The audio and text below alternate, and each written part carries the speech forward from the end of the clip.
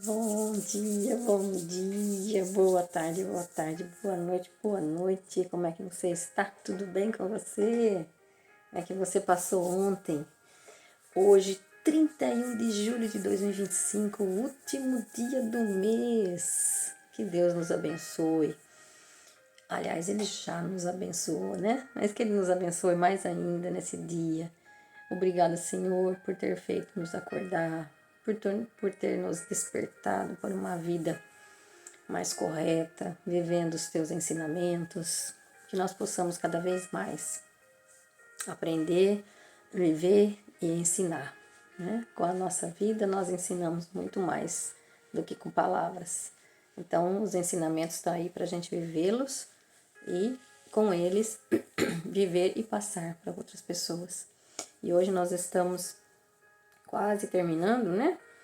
O capítulo 31. Hoje nós vamos iniciar no capítulo, retomar, né? No versículo 10. Então vamos lá? Não calunie o escravo diante do seu patrão, pois o escravo amaldiçoará você e você é que será castigado. Em algumas versões está não calunie o seu servo, né? O servo diante do seu patrão. Ou seja, calúnia, difamação, fofoca. Né? Então, são coisas que Deus não aprova, são coisas que Deus não quer que você faça, porque isso vai prejudicar as pessoas. E veja, aqui ele deixa bem claro que se você ficar falando mal ou caluniando pessoas, essa pessoa ela pode pedir e rogar a Deus, né? E Deus que vê tudo, ele vai fazer a justiça. Então, cuidado, né?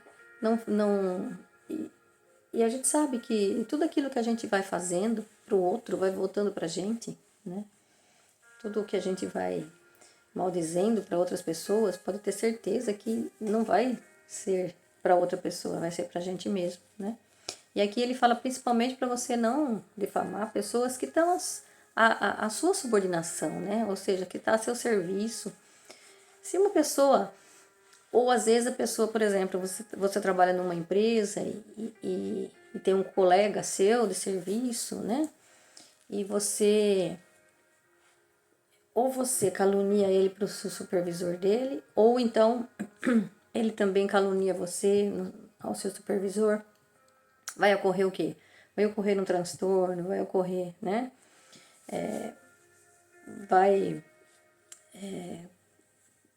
As pessoas podem ser até demitidas, enfim. Quando você tiver que falar alguma coisa, que você viu alguma coisa errada, vai direto, fala direto com a pessoa. Fala direto com a pessoa. Aí depois, se a pessoa não se regenerar, se a pessoa não voltar, né?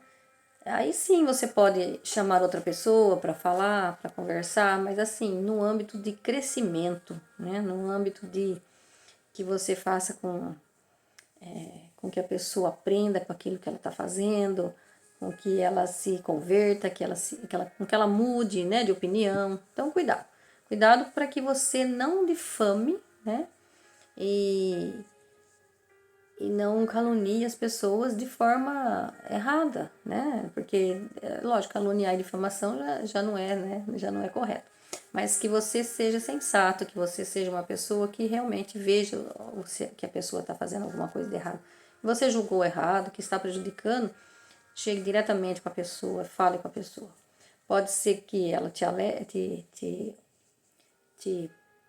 abençoe por isso e não te amaldiçoe, né?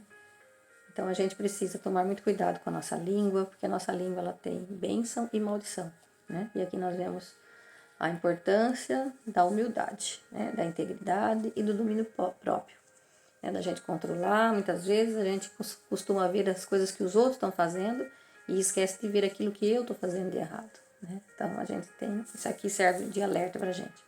E agora eu vou ler do versículos 11 ao 14 e fazer uma síntese geral, porque é praticamente uma continuação, né? E aqui também lembrando que são códigos, né? São códigos muito valioso. Olha, versículo 11. Existe gente que amaldiçoa o próprio pai e não abençoa a mãe. Gente que se considera pura e não se lava de sua imundície. Gente de olhos altivos e olhar soberbo. Gente que tem dentes como espadas e queixos como punhais, para eliminar da terra os pobres e do meio do povo os indigentes. Veja, então esses versículos são o quê? São um alerta, né, contra uma sociedade sem respeito, sem pureza, cheia de orgulho, soberba, crueldade, né, porque a gente viu ali, né, sem respeito com os pais, sem pureza com o coração, cheia de orgulho, né, porque são pessoas altivas e soberbas, e né, cheia de orgulho e soberba, e pessoas cruéis, né, que usam ali, ó, de espadas e queixos como punhais para eliminar da terra os pobres. Então, veja, cada um deles nos convida a examinarmos nosso coração, nossas atitudes, para não sermos ou fazermos parte, né, não sermos e nem fazermos parte dessa geração corrupta, perversa, que nós estamos hoje em dia vivendo, né, que não respeita os princípios, que não honra pai e mãe, né? Se não há respeito pelos próprios pais, que foi os que te geraram, né? Você também não respeitará o autor da vida, que é Deus. Porque veja, Deus, ele usou nossos pais para que nós pudéssemos vir. Nós somos filhos de Deus, ele nos escolheu. E para isso nós precisamos vir de alguém. Então são nossos pais. E esses nossos pais nós temos que honrar, nós temos que respeitar, que foram eles né? Eles que nos trouxeram a vida. Que foram eles que foram os instrumentos para que Deus pudesse nos trazer a vida. Veja. Então, que as pessoas que se acham autossuficientes, cheias de orgulho, que acham que não precisam um dos outros, né? Se acham superior ao outro. Violência contra os vulneráveis, né? Aqueles que são os preferidos de Deus. Por que são os preferidos de Deus? Porque são aqueles que mais nós precisamos fazê-los despertar, fazê-los se transformar, né? Temos que ir em busca deles para que a gente possa levar o material que eles estiver precisando nesse momento, mas também orientá-los, instruí-los para que eles saiam da pobreza, para que eles saiam da situação que estão, para que eles saiam da situação de miserável.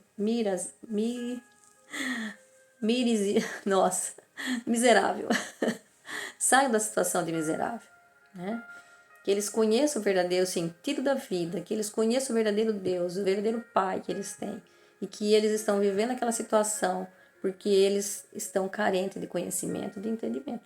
Então Deus nos chama que a gente não feche os olhos para o pobre, né? A gente cuide dele, porque se você fizer isso e ele não se converter e ele não mudar, o problema é dele.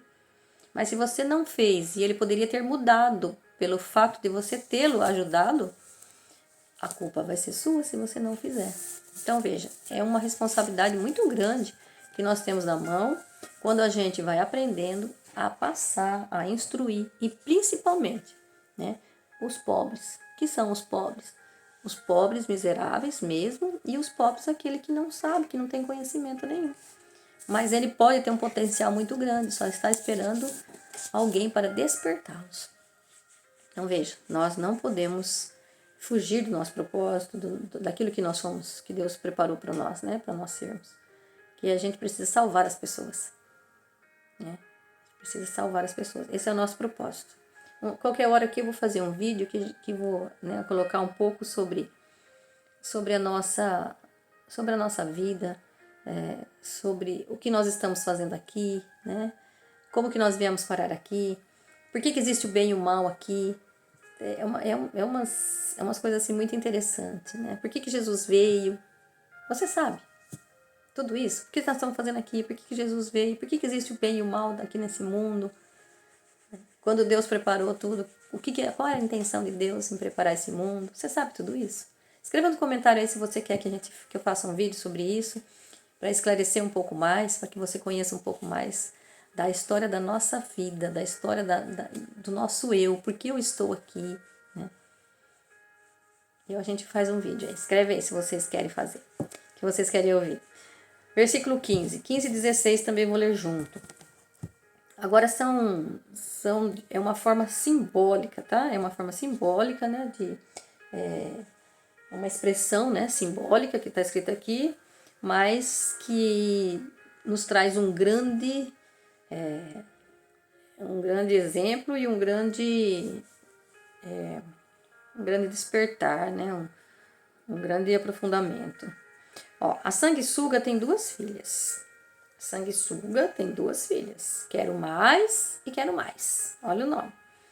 E existe 3 coisas insaciáveis. E uma quarta que nunca diz chega. A primeira, a mansão dos mortos. A segunda, o útero estéril. A terceira, a terra que não se farta de água. E a quarta, o fogo que nunca diz chega. Então, esse é o 15 e o 16. O que é a sanguessuga aqui? É um símbolo da ganância, de querer cada vez mais. O que é sanguessuga? Você já viu aquelas na árvore que às vezes tem outras, a gente chama de parasitas, né? Que fica roubando a seiva da árvore. A gente chama de sanguessuga. Então, aqui existe também, né? Uns bichinhos, né? Que grudam na gente, que fica sugando a gente. Ou, por exemplo, alguns bichinhos, né? Peçonhentos que são sanguessuga, o piolho, o carrapato, né? O carrapato principalmente, ele gruda em você e fica sugando você, né?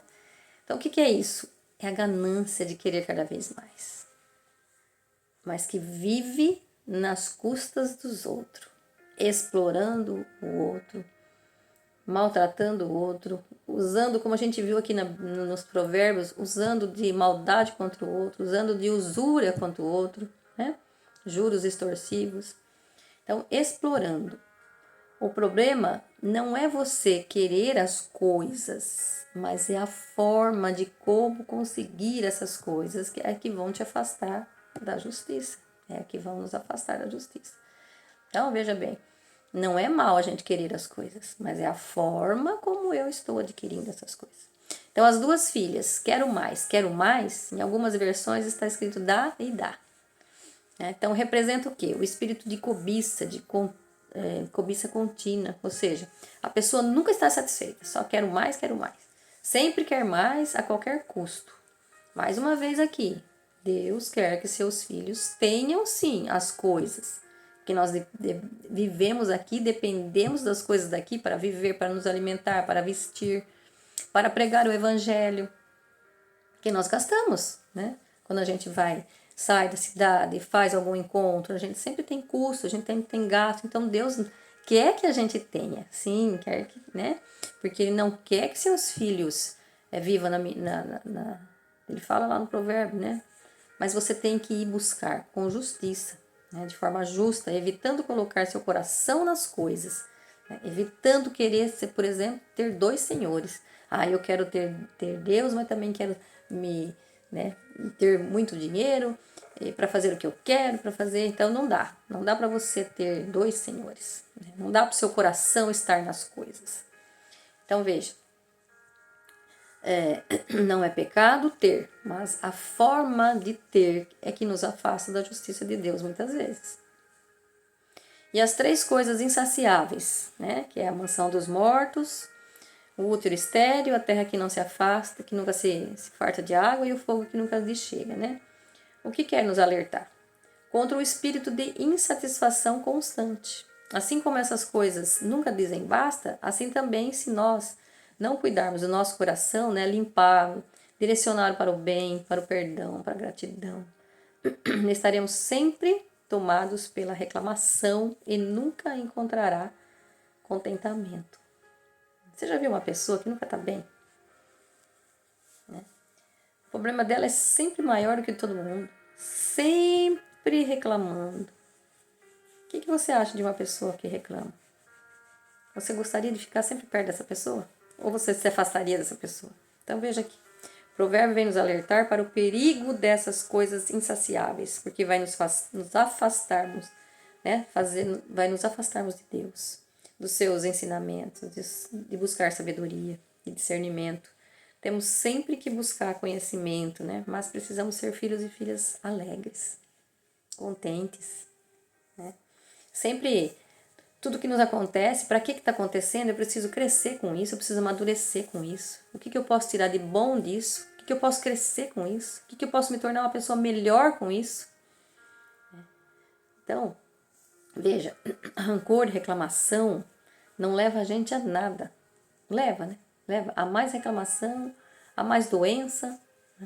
Então, pessoas que estão sempre entristecidas, pessoas que sempre nunca tá bem, nunca tá, né? Nunca chega, nunca tá bem, não muda, sempre do mesmo jeito, sempre inconformada, sempre nunca tá contente, nunca tá feliz, tá sempre reclamando.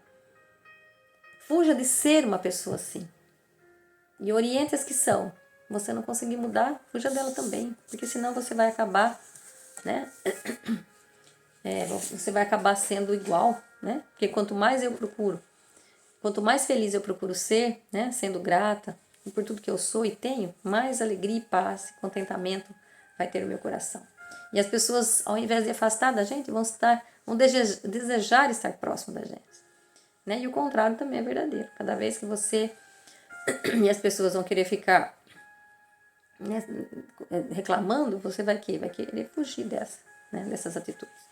E lembra que os ambientes nos moldam, os ambientes nos transformam. Que ambiente que eu estou vivendo? Que ambiente que eu estou sendo, né? Que eu estou vivendo e que ambiente que eu estou fazendo também para a minha vida e para as pessoas que estão perto de mim. Então, tanto o bem quanto o mal, nós precisamos cuidar do nosso coração, porque a gente pode cair, né? Quando a gente percebe, meu Deus, estou fazendo as coisas erradas, e volta de novo, né? Então, veja, agradeça, né? Agradeça, limpe o seu coração, faça com que o coração seja quebrantado, um coração generoso, um coração, né, que se contenta, que busca cada vez mais, sim, mas o contentamento no amor, na gratidão. Quanto mais você agradece, mais você vai ter, mais Deus abençoa, né? Versículo 17. Esse aqui, gente, é demais. Quem zomba do seu pai e não obedece à sua mãe deve ser devorado pelos urubus ou ter os olhos arrancados pelos corvos. Olha isso, esse provérbio. Em outras versões está assim, ó: olho que zomba do pai e despreza a obediência à mãe, os corvos do ribeiro o arrancarão e os filhotes da águia o devorarão. Isso é na versão Almeida Revista. Então esse versículo ele é uma linguagem, lógico, simbólica, mas muito forte para o quê? Para nos transmitir uma advertência séria sobre o desrespeito aos pais. Lembra que eu estava colocando lá no começo já? É porque ele já fala lá no começo, né? Que a gente começou, gente que amaldiçoa o próprio pai, não abençoa a mãe, e o 17 ele vem de novo fortalecer esse, né? Então, por exemplo, o olho que zomba do pai e despreza a obediência à mãe. Refere-se aos filhos rebeldes e desrespeitosos. Zombar e desprezar mostram arrogância, mostram orgulho e falta de amor. Então, nesse contexto, honrar os pais, e nesse contexto hebraico, né, honrar pai e mães, era um mandamento essencial. Está lá em Êxodo 20, 12. Os corvos do ribeiro o arrancarão e os filhotes da águia o devorarão. Isso é uma figura de julgamento severo, né? Os corvos e águias são aves de rapina. E aqui representa a consequência fatal do desprezo aos pais.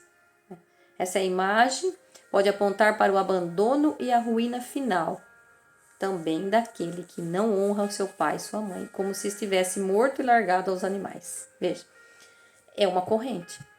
Cuida de seus pais, porque tudo aquilo que você faz volta para você.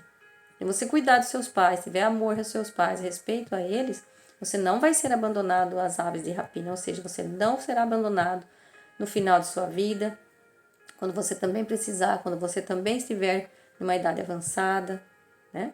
Então, as principais lições que nós podemos tirar aqui: desrespeitar os pais pode nos trazer pode não, né? Traz consequências sérias, tanto morais quanto espirituais.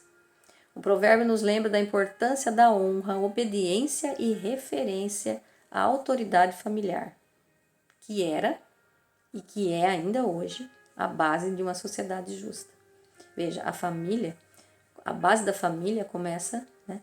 A base de uma sociedade começa no lar, começa na família. Então, se a gente não tiver respeito dentro da própria família, como que eu vou ter respeito com a sociedade? Também nos aponta para o fato que a rebelião contra os pais é, na verdade, uma rebelião contra Deus. Então, veja, se você não respeita aqueles que Deus escolheu para ser seus pais, como que você vai respeitar aquele que te deu a vida, né, que deu o sopro da vida? Veja, nós não estamos aqui porque o nosso pai e nossa mãe nos gerou. Nós estamos aqui porque o nosso Deus nos permitiu e nos deu o sopro da vida. Todos nós que estamos aqui fomos filhos abençoados por Deus. Agora, o que nós fazemos com a nossa vida que Deus nos deu, com o sopro da vida que Deus nos deu, aí é decisão sua. É você que decide, porque Deus nos fez livre. Ele só nos criou, mas não nos criou obrigados a sermos, a fazer aquilo que Ele quer para nós. Ele tem um propósito para nós. Aqui tem o livro da sua vida que Ele escreveu para você. E aqui tem o livro da vida que você está escrevendo. Então, para pensar. Será que Deus, juntos os dois livros, o livro que Deus escreveu, o propósito dele para você, é o propósito de vida que você está vivendo? Será que é aquilo que você está vivendo, que você está fazendo, que você está obedecendo, respeitando, é o propósito que Deus quer para você? Então, veja, Ele nos criou, mas Ele nos criou livre. E você tem o livre-arbítrio de decidir o que você quer para a sua vida. Lembrando que tudo é ação e reação, né? Não tem como você plantar uma semente boa e colher frutos ruins. Ou plantar uma semente ruim e colher frutos bons. É muito difícil. Não adianta você querer plantar ódio e recolher amor. Não vai. Não vai. Nesse espírito hoje de um extremo respeito ao nosso Deus, temor ao nosso Deus, obediência e respeito a esse nosso Deus que nos criou, que nos fez livres. Olha que Pai maravilhoso. Né? Olhe para seu pai, olhe para sua mãe, você quem Deus tem. Agradeça a Deus por eles, porque eles foram o portador da vida que Deus deu. Deus te escolheu, te chamou, e eles foram os seus pais. E eles foram as pessoas que Deus escolheu para que você viesse à vida. Respeite e valorize seus pais, ame seus pais, e se você já não os tem, faça uma oração a eles, a Deus, agradecendo a Deus pela vida que eles deram e que eles trouxeram para você. E que você verdadeiramente seja uma pessoa que tenha muito amor, muita bondade no coração, né? Que seja um coração que se deixa aprender, que se deixa ensinar. Fique com Deus, beijo no seu coração. Maravilhosa quinta-feira para você hoje.